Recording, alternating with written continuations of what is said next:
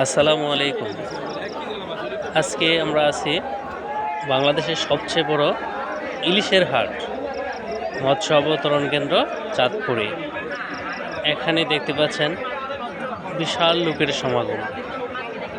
সবাই মাছ কেনাবেচা নিয়ে ব্যস্ত। জেলেরা মাছ নিয়ে আসছে এখানে বিক্রি করার জন্য, আর দেশের বিভিন্ন প্রান্ত থেকে ক্রেতারা আসছেন মাছ কেনার জন্য।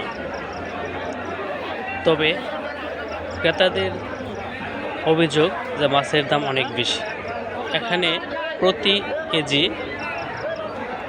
1 কেজি সাইজের ইলিশের দাম ধরা হচ্ছে 1200 থেকে 1300 টাকা। আবার যে মাছগুলো 1200 থেকে 1300 গ্রাম তাদের দাম ধরা হচ্ছে 1500 থেকে 1600 টাকা।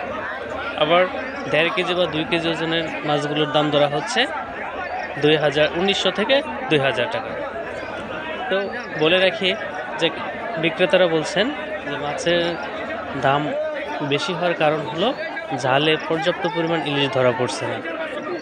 এই মৌসুমে যতটা ইলিশ ধরা পড়ার কথা ততটা এখানে ধরা পড়ছে না, এজন্য মাছের দাম অনেক বেশি।